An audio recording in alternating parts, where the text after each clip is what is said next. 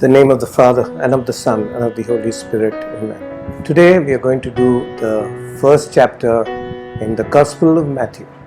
And they say, oh, it's so boring, it's so boring. Believe me, it is not boring at all. At the end of this class, you can tell me if it's boring.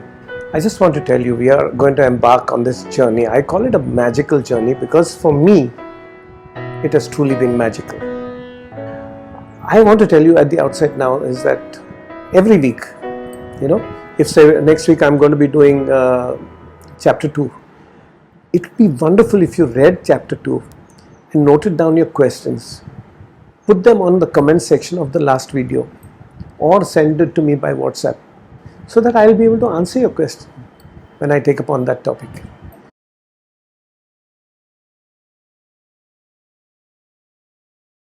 Click on like, below the video you'll see a thumbs up sign which says like. You click on that like. You can see it on the screen.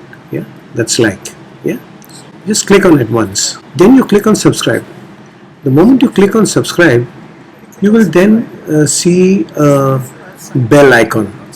And the moment you get the bell icon, you will see 3 choices. Just click on it once.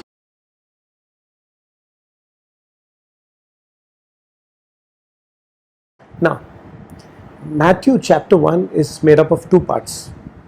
First is the genealogy of Jesus the Messiah. That's the boring part that you think. It's not boring. I'm going to tell you. The second is the birth of Jesus the Messiah. Actually, the Jews never called God by name. So instead of using God, the name of God, Matthew keeps on writing kingdom of heaven or heaven. That's a euphemistic way to call God. But the point that I want to make is Matthew, for today's readers, he starts extraordinarily with the genealogy.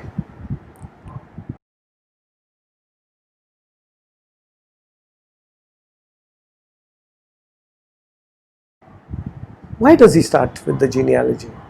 If I tell you it was a Jewish custom, you'll say, oh, it was. But why was it a Jewish custom? What was the primary purpose of the genealogy? If you think that this chapter, which is about chapter 1, 60% of it is genealogy and you're getting bored, imagine if you read the Old Testament book of 1 Chronicles. The genealogies start in chapter 1 and end only in chapter 9. It's a record of all the Jews from Judea and Israel, from the northern kingdom and the southern kingdom. Why did it have all these genealogies? I'll tell you why.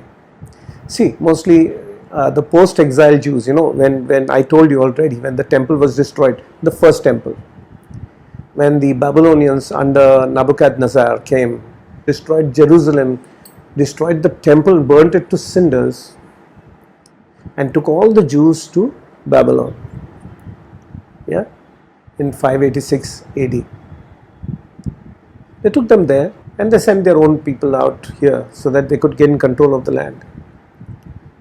But when the Babylonians were defeated by the Persians and Cyrus the Great became the king, the emperor, in Babylon as well, Babylon came under his sovereign rule, and so by default also was Jerusalem, Syria, and every place. Cyrus had pity on the Jews and said, you can go back. Now when they were going back, they would go back to their own homes that they had. This was 50 years later after they had been taken out of Jerusalem or Judea and Palestine. Now they're going back. Now they'll go to the same place where they were living. You understand? It's like a guy gone abroad and he's going to come back and settle in the same place. But now that it was occupied by somebody else. So they had to reallocate all these places. That's why the genealogy was important. Many times the father who had gone into the exile had died and his son had grown up. So you had to have that genealogy. Also, the genealogy had another purpose. Among the 12 tribes of Israel, the tribe of Levi or the Levites was supposed to be priests. You could not conscript them in the Israeli army which were fighting. They were priestly class. They were a priestly class. So the genealogy also helped the Levites to stay away from the military service and to send their children to war.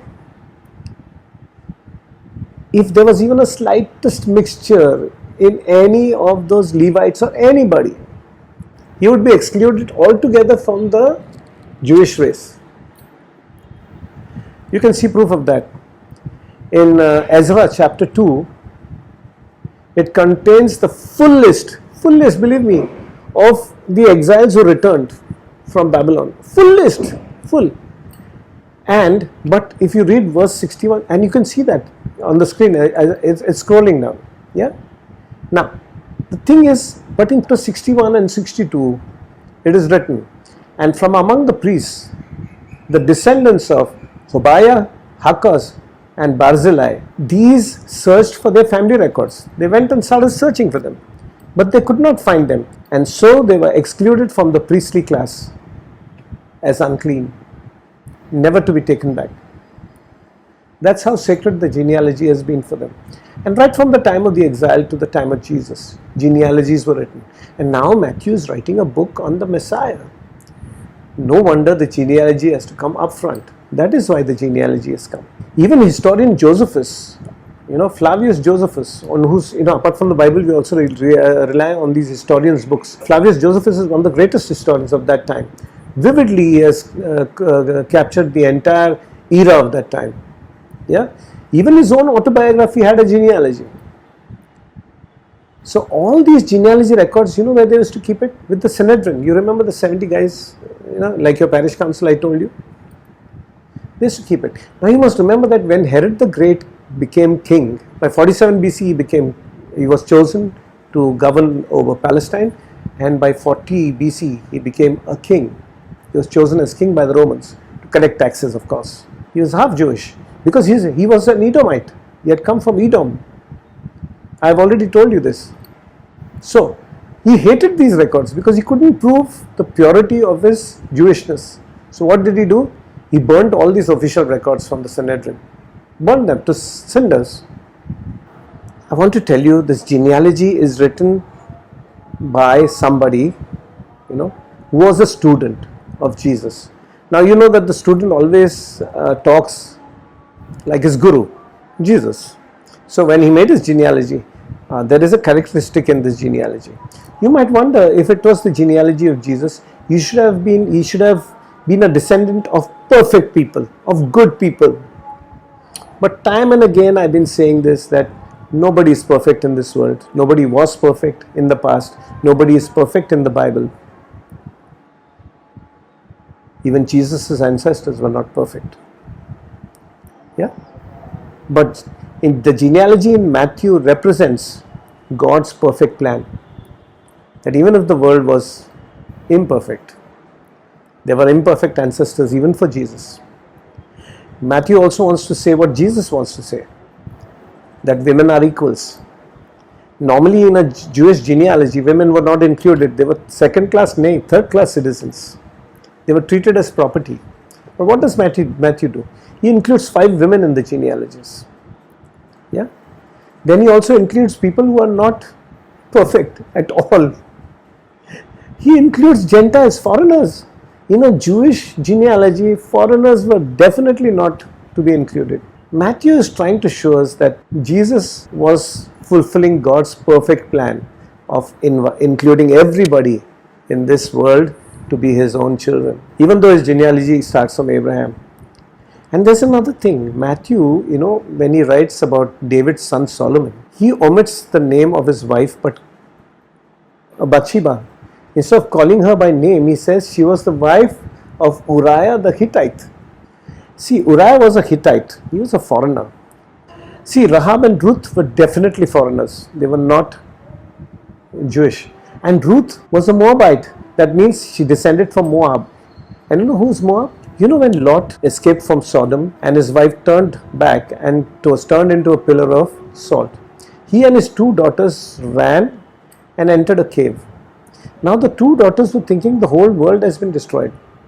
And they were afraid that they will not have any men. So they wanted to continue the lineage. So they got Lot completely drunk and they slept with him and got 2 children. Moab was one of them. The Israelis saw Moab and his generation as the offspring from incest. So Ruth was a Moabite.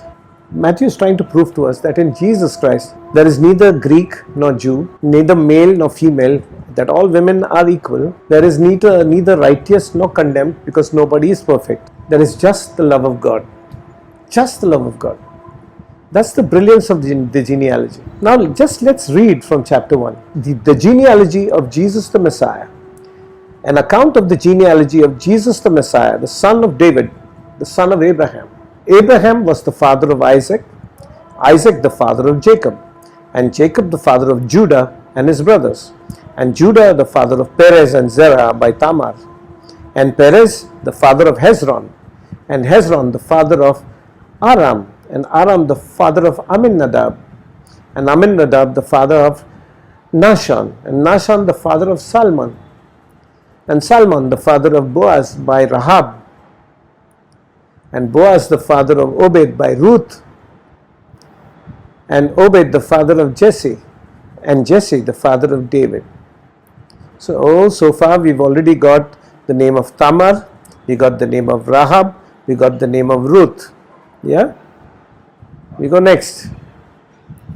And David was the father of Solomon by the wife of Uriah, and Solomon the father of Rehoboam, and Rehoboam the father of Abijah, and Abijah the father of Asaph, and Asaph the father of Jehoshaphat, and Jehoshaphat the father of Joram, and Joram the father of Uzziah, and Uzziah the father of Jotham, and Jotham the father of Ahaz, and Ahaz the father of Hezekiah, and Hezekiah the father of Manasseh, and Manasseh the father of Amos, and Amos the father of Josiah, or Josiah, and Josiah the father of Jeconiah and his brothers at the time of the deportation to Babylon.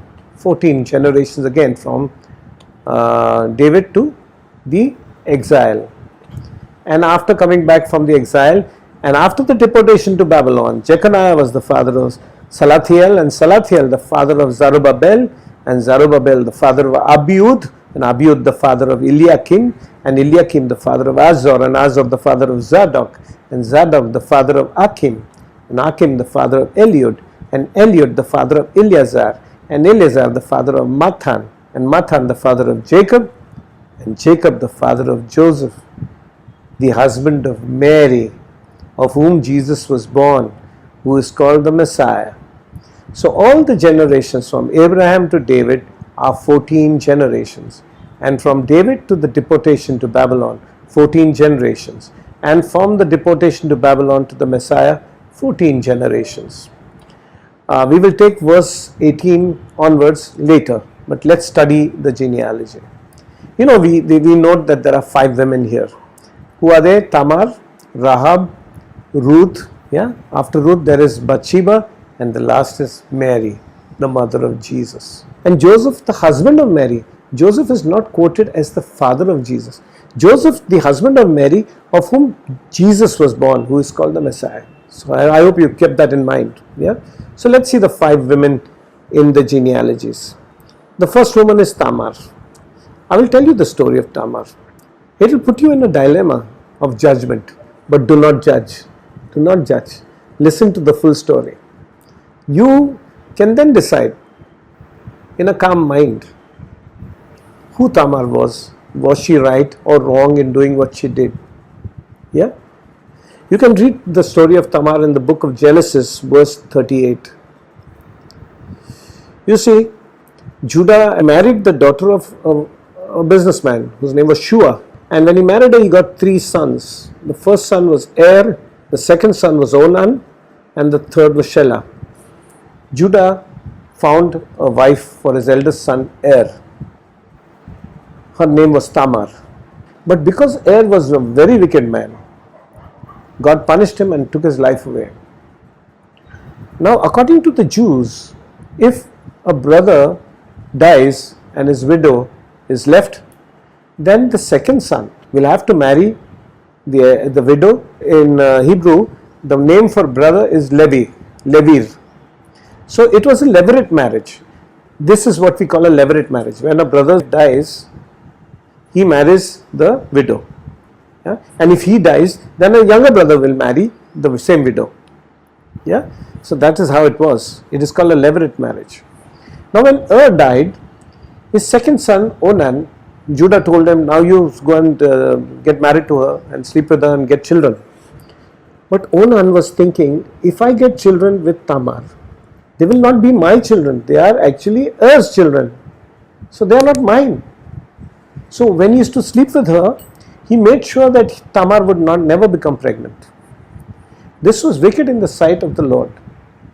and the Lord punished him too and took away his life. Now Judah was worried. Both his two sons had died. He had lost both his two sons. And Tamar again was a widow.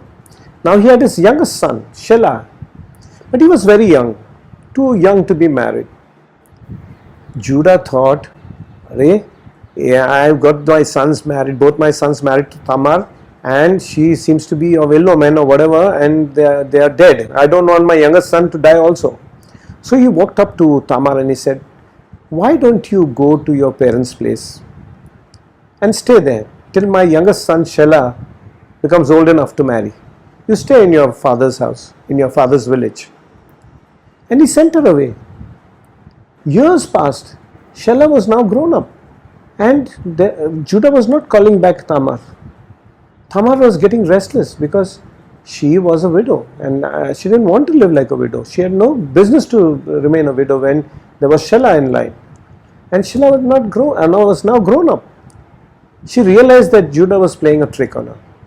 Yeah. And then Judah's wife, that is Shua's daughter, she also died.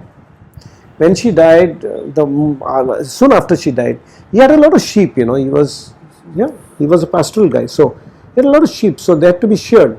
So he told his friend Hira, the Adullamite, that I'm coming with all my sheep to Timnah, a place called Timnah. Yeah. So he sent his sheep and he was also going there to supervise the shearing of his sheep, And somehow the other, word travels fast. Tamar came to know that her father-in-law would be traveling from his town, to Timnah. Her village was on the way. So what did she do? She took out her widow's clothes and she dressed herself up as a prostitute. And she went and sat down at the crossroads where the road leads to Timnah. Now Judah came along on his camel and saw this pretty, her face was covered, of course. He looks at Tamar. He doesn't recognize her. He thinks, oh, the prostitute looks nice. He goes and propositions her. She asks him, what will you give me? Now Judah thinks, oh, she's very pretty. So he says, I'll give you a kid goat. Saying, where is it? Saying, it's been sent for shearing at Timnah. Saying, what will you give me? Then give me a pledge, like a token, give me a pledge. What pledge do you want? She says, give me your staff, your signet. It's like your credit card in those days, your ring where you just stamp it, for your on any document, and give me your cloak. He said, okay, I'll give it to you, but you return it once I send the goat. He said, yeah, okay. And he went with her and he slept with her. He did not recognize her because she didn't take out her veil. And then he went on his way to Timnah. Yeah. And when he reached Timnah, he took a goat and he told his friend, you go and give this goat to that lady prostitute who sits on the way, in that town. So this friend went looking for Tamar. He couldn't find. So he went and asked the town people, where is the temple prostitute who was sitting here? They said, there's no temple prostitute here. So confused and bewildered, he came back to Judah and said, oh, she's not found. She doesn't seem to be there. Saying, okay, I at least sent it. No, I sent the goat. But she's not there. That's not my problem. The point was, Tamar had taken these three things as a pledge. Nobody would have known it belongs to Judah. Only Judah would have known. Okay? Now see what happens next. Tamar conceives and becomes pregnant. And word travels fast. A baby bump can be seen in the village. And everybody starts talking. Word reaches Judah that, see, your son's widow has been unfaithful. She's an adulteress. She's become pregnant. And what's the punishment for adultery or being promiscuous?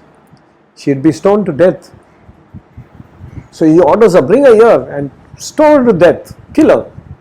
He orders, and when she comes, he says, take her away and kill her. She says, wait a minute. She takes out those three things, shows it to Judah, gives it to him. The person who gave me these has made me pregnant. Judah looks at it. He realizes two things. This is my daughter-in-law, and this is the same person who was sitting there on that road. And if she wanted, she could have easily disgraced me in front of the whole village. But all she has done is she has not told anybody anything, only she has given me these things. And I recognize that I have made a mistake. So he takes her back and he marries her. And it's a wonderful thing because imagine Judah having no children at all. Yeah? If I had no children, we wouldn't have had Jesus down the line. I'm just joking. But was Tamar wrong? Yeah? Was she wrong? She was being deprived by Judah, a devious Judah. So Tamar is one of them, a righteous woman who fought for her right. And Tamar, when she gave birth to twins. She gave birth to Perez and she gave birth to Zerah. Perez is in the genealogy of Jesus. We come to the next great woman in the genealogy, Rahab, the prostitute. You know, in Joshua, he sent out 2 spies to check out, to scare Jericho and find out everything about Jericho so he could attack it. Normally, if 2 strangers walk into a town, they will be easily spotted. The best place that they could go is to a brothel. And they went to a brothel built in the city walls, of Jericho. This brothel belonged to Rahab, the prostitute. When they went there, word got to the king of Jericho that 2 Israeli spies have come into that brothel. So when there was a knock on the door, she quickly sent them up on top of the roof. In Palestine, most of the roofs are flat because there is a paucity of rainfall, so they have flat roofs on which they dry all their things, because it's quite sunny, scorching sun. So stalks of flax, were stored there. What Rahab did was she made these 2 guys hide inside the stalks of flax, and they hid inside there. So when the guards came, she said, "Oh, they were here, but now they've gone." He pointed in a direction. These 2 guys' lives were saved, and when they asked her, "Why did you save us?" She said, "I know that the Lord has given you the land, and that dread of you has fallen on all of us, and that all the inhabitants of the land melt in fear before you, because the Lord your God is indeed God in heaven above and on earth below." She believed in the God of Israel, even though she was not a Jew.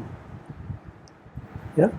And she made them promise to her that, see, when your Israeli army attacks, they might bring down all the walls of Jericho. They will kill everybody, maybe. But remember that to take care of me and my father and mother and my brothers and sisters. Don't do them any harm. So they said, when we are going on our way, but when we come back, make sure that you tie a red crimson cord, to your window that comes down, so that when we see your window, we know that you live here and we will save your life. We will not do anything to you. Rahab entered into glory for the Jews. So Rahab the prostitute also comes into the genealogy. Salman married Rahab the prostitute, and his son Boaz married Ruth the Moabite. Now, we come to the story of Ruth, the 3rd woman in the genealogies, that she was born a Moabite. Yeah, that is the only problem, by birth. I want to tell you this wonderful story. Naomi, she was a wonderful woman. She was the wife of Elimelech. Both of these guys were very good. And there in Bethlehem, which was called Ephrata at that time, there was a great famine. And they came to know that in Moab, there is no famine. So they, with their 2 sons, moved on to Moab, because at least they'd get some food and work there. Their sons had already grown up, so they had to find brides for their sons. They can't come back to Israel, so they got them married off to 2 Moabitesses. That is, one was Ruth. Ruth got married to one of their sons, and there was another girl who married their 2nd son. And then Elimelech died, and soon after, within 10 years, both her sons also died. Now there were 3 widows in one house: Naomi, Ruth and the other daughter-in-law. In Bethlehem now, things have improved. And she also saw that these two young daughters-in-law of hers were young enough to marry again. Yeah, he says, I am going to be a burden for them. So why stay here? I'll go back to Bethlehem because I have got property there and I've got relatives there who will take care of me somehow or the other. I am a widow. So she told her daughters-in-law, I am going back to Bethlehem. You guys go and marry. As a matter of fact, I cannot get married again because I'm too old to get another son or get two sons. One as husband for each of you. And that also, by the time they grow up, you guys also going to get very old. So he says, you stay here. I'm going to go back to Bethlehem. And as they were riding towards Bethlehem, she said, no, you guys don't come with me. And he said, both you girls go back. Go back to your place. You are young and beautiful. You'll get good husbands who are Moabites. You'll be able to easily marry again. So one daughter-in-law, she said, okay ma, I am going. And she left and she went away. But Ruth was clinging to Naomi. Ruth was unwilling to let go of Naomi. She says, no, I will come with you. I am going to come with you. Ruth knew, and so also Naomi knew that the chances of Ruth ever getting married in Bethlehem was very remote because she was a foreigner. Very, very remote. And that her future could be and it was not safe for her because the men there would be waiting to just ravish her. But still, Ruth insisted, no, I am going to go with you. So when Naomi protested, Ruth said, where you go, I will go. Where you lodge, I will lodge.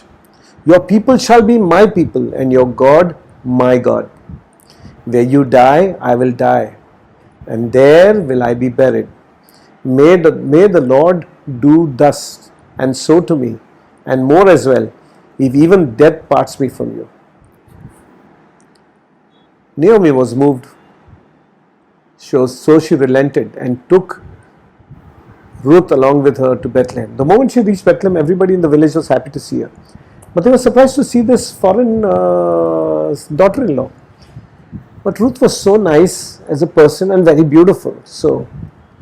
And they also saw that Ruth was taking care of Naomi as if she was her own mother. Now, both being widows, there was no earning member in the family. So Ruth had to go and find ways to take care of the family. It was not a crime to pluck seed or corn or anything from the field as long as you wanted to eat it.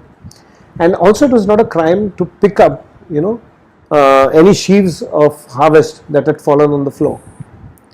So Ruth would go behind the harvesters in the fields and she'd pick up, and then she'd thresh it and bring it home so that that grain would be collected. So that way they would have a store of some grain to eat and not die of starvation. And now she was actually trying to glean all these things from the field of one of Naomi's own relative. His name was Boaz, a wealthy man but very kind, very gentle. One day Boaz saw this young beautiful woman picking the sheaves from the harvest. She was walking behind the workers and whatever they were dropping she was picking up, whatever was the leftover. He asked, who does that young woman belong to? They said, she is Naomi's, she's Ruth, Naomi's daughter-in-law. She takes good care of her and all that. So he comes to her and he says, see, and he told all his workers also, don't harass her, don't touch her, don't tease her, whatever, and whatever, and he told his workers in private that, make sure that you drop more things down so that she can pick up more. So he was kind. And when Naomi asked her, how come you got so much, you're getting so much? So she told that I am going to a field of a relative of yours, his name is Boaz, and he's been kind to me. Then Naomi saw an opportunity because Boaz probably was not married. He was getting on very old in age. So then she told him that go in the night and lay yourself when he's threshing on the floor and he's tired and he goes to sleep. just go and uncover his feet and lie over there. When Boaz suddenly got up, with a start, and he saw that Ruth was sleeping at his feet, he realized and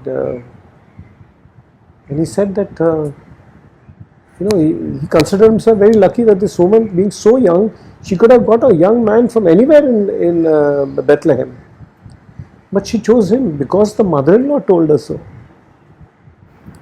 But Boaz would not take her because as wife right away, because there was another relative who was a closer relative to Elimelech, that is the husband of Naomi.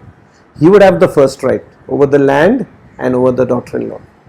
So he called up a meeting, and there he said that he called the relative and saying, if you want, you can take the land, and this, he says, I have no intention to take any land. So Boaz took the land, and he also declared that he would be marrying Ruth.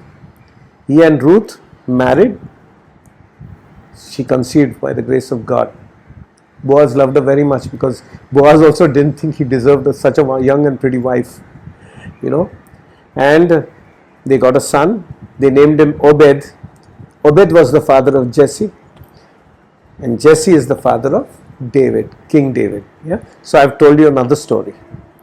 So Ruth was magnificent as a daughter-in-law. You don't get such daughter-in-laws anymore. Okay. Next we come to Bathsheba. It's a very tragic story.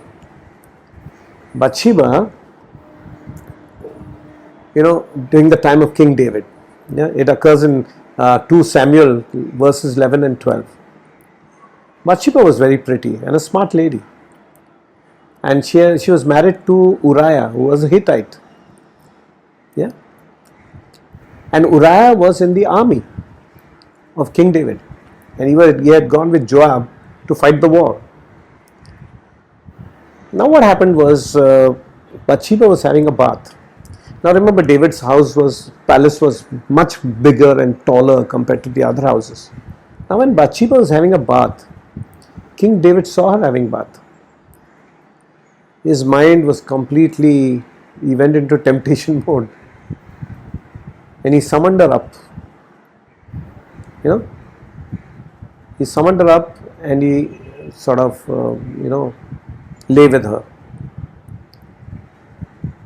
Adultery. And of course Bathsheba went back home.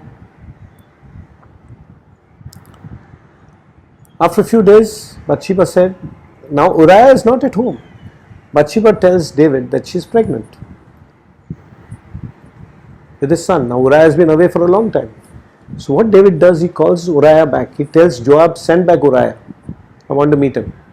Uriah comes back to meet David. Now remember, David is living Uriah's house is just next to David's palace, within eyesight, line of sight. Uriah comes to David, and David asks him, he asks him everything about the battle and all. Then he says, okay, now you go home. He gives him some gifts and says, go home. David thinks Uriah will go home and sleep with his wife, but no. Uriah is going to be there for one day, so in the night, he's going to go the next morning. So in the night, David thinks he's going to go and sleep with his wife. But what Uriah does, he just goes down to the entrance of the palace, and there he sleeps with the guards in the night. David looks and he says, why is he sleeping there? So next morning he calls him and says, what have you done? Why didn't you go and sleep at home? You should have gone to sleep at home with your wife. He says, no. When Joab, my commander, and the entire army and are fighting at war, and also when the Ark of the Covenant is being kept in tents there in the battlefront, how can I go and sleep with my wife?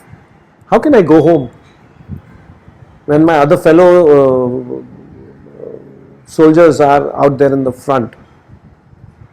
So that day David tells him, okay, don't go today, go tomorrow. That evening he gets him totally drunk, and he thinks being very drunk he'll forget, and he will go to his house and sleep with Bathsheba. But no, Uriah is drunk, but not that much. He again doesn't go to his house because his resolve is great. He doesn't want to, he feels that if he goes to his wife, he is taking undue advantage compared to his brother soldiers.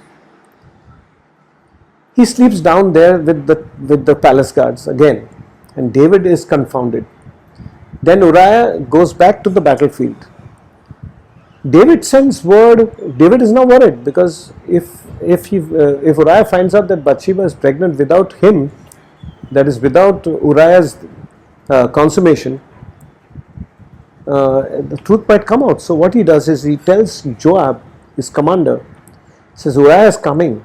Make sure that you send him to the front where the fighting is the fiercest and where the defenders are the strongest, whom we are attacking. No, those guys are the strongest. Send him there so that he gets killed.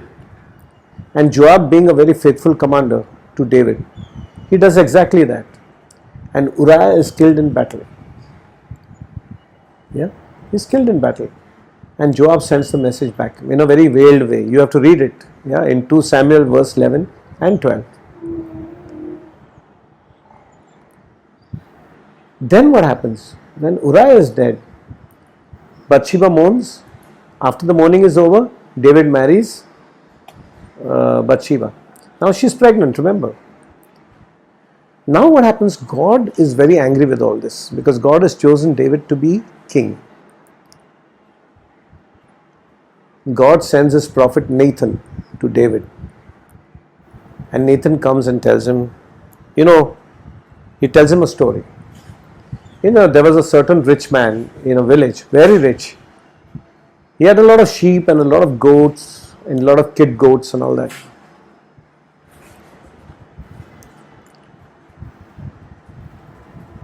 And next to him was a very poor man. He was living a very poor man. He had only one ewe goat, a very small little, eeny-weeny small little kid goat. That kid goat was like a daughter to him. And she would go wherever this man went and she would even sleep with that man. That poor man was so in love with this as if it was his own daughter, as I said. One day, a very important guest came into the village, to the house of the rich man. And the rich man said, okay, now kill a kid goat for my guest and don't take any of mine. Take that poor man's kid goat and slay it. And they took the poor man's goat and slew it. David was listening to the story, got so angry. He says, no way, that man has to be punished. He has to be charged 4 times the cost of that goat and he has to be put to death. Nathan said, exactly, you are that man who has done that. You did that with Uriah. And David was suddenly so overcome with guilt. He says, Lord my God, forgive me, I have sinned against the Lord. He says, because of that, the child that is conceived, that has been conceived in Bathsheba shall die. It shall not survive. For you shall be punished. And David started praying.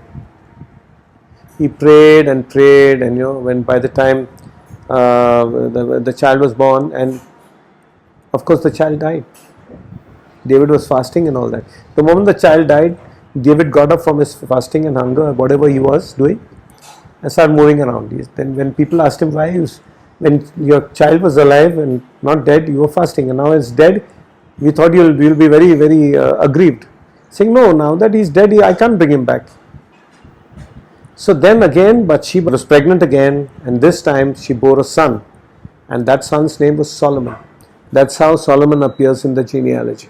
That is Bathsheba. Now only one woman remains, and that is Mary, the mother of Jesus, the greatest among all these women. Mary was the mother of Jesus. Now Joseph was not the father of Jesus, but Mary has been written, Joseph, the husband of Mary, who was the mother of Jesus. When a person who is engaged, a girl who has been engaged to get married, is found to be pregnant, she'll be taken to the front of her father's door and be stoned to death by the entire village. Now the angel of the Lord came unto Mary and said, Hail Mary, full of grace, And he told her that she'd be with child through the Holy Spirit. Mother Mary asked, how can that be? For I'm still a virgin. This is through the Holy Spirit. And she said a yes. But before saying yes, she must have thought the consequences of that yes. If I say yes, then I'm pregnant. During my engagement, I'm not even married. And if I'm pregnant, what will they do to me? They will take me to the front of my father's, Joachim, her father's house, outside the door, and they will stone her to death. That yes from Mother Mary was a profound yes. We will never realize the import of that yes. For that you'll have to get into those days, into the culture of the Jews to understand this. Yeah. So the 5 women are actually nuggets of equality. Equality not only among men and women, but among the righteous and the condemned. Yeah. Among the Jews and the Gentiles. Such a brilliant way. I can tell you about each and every person in the genealogy, but that would take a long time. For that I'd be going very deep. For now, this suffices. We come to the last part of chapter 1. Now the birth of Jesus the Messiah took place in this way. When his mother Mary had been engaged to Joseph, but before they lived together, she was found to be with child from the Holy Spirit. Her husband Joseph, being a righteous man means one who follows the law in totality. Yeah. Her husband Joseph, being a righteous man and unwilling to expose her to public disgrace, planned to dismiss her quietly. But just when he had resolved to do this, an angel of the Lord appeared to him in a dream and said, Joseph, son of David, do not be afraid to take Mary as your wife, for the child conceived in her is from the Holy Spirit. Now let me take you one by one. I know a lot of confusion might be reigning in your minds. Yeah. If Mary was engaged to Joseph, yeah, how could he divorce her? He was only engaged. For that you'll have to know Jewish culture. Among the Jews, you see, there were 3 steps to any marriage. First was when they were the boy and the girl were very young as children, they would arrange the marriage. And once they were of marriageable age, they were then engaged. Okay? They were engaged. Now this engagement meant that they were not, by being engaged, they were declared as man and wife. Yeah, there was a contract and they were as man and wife, but they could not be together. They could not meet each other. They could not sleep together for 1 year. Yeah, when 1 year had passed, they could have their marriage and they could consummate that marriage. Yeah, but the point was, Joseph and Mary had already been engaged.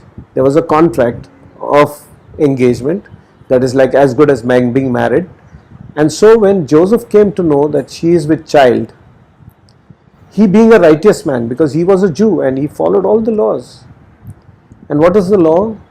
That if a woman is pregnant and engaged, she will be stoned to death. So he was unwilling to expose her to public disgrace and to death. So what does he do?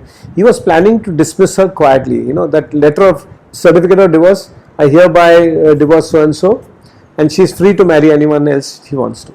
Yeah, because he thought maybe, somebody else has made her pregnant, so he is free to marry her. But just when he had resolved to do this, an angel of the Lord appeared to him in a dream and said, Joseph, son of David, do not be afraid to take Mary as your wife, for the child conceived in her is from the Holy Spirit. She will bear a son, and you are to name him Jesus, for he will save his people from their sins. All this took place to fulfill what had been spoken by the Lord through the prophet. Look, the virgin shall conceive and bear a son, and they shall name him Emmanuel, which means God is with us. See, Matthew is quoting the Old Testament again, to fulfill what had been spoken. When Joseph awoke from his sleep, he did as the angel of the Lord commanded him. He took her as his wife, but had no marital relations with her until she had borne a son, and he named him Jesus, as he had been directed by the angel of the Lord. Now, if you read the book of Matthew and you read the book of Luke, see, there are parallel In Matthew, it's always Joseph whom the angel appears in a dream and tells him. In Luke, the angel appears to Mother Mary, the angel. Yeah. So the point is, these are two different threads, where it's like a screenplay of a movie where it's showing you everything, like Matthew showing you the dreams of Joseph, and Luke telling you about everything through the eyes of Mother Mary. Yeah.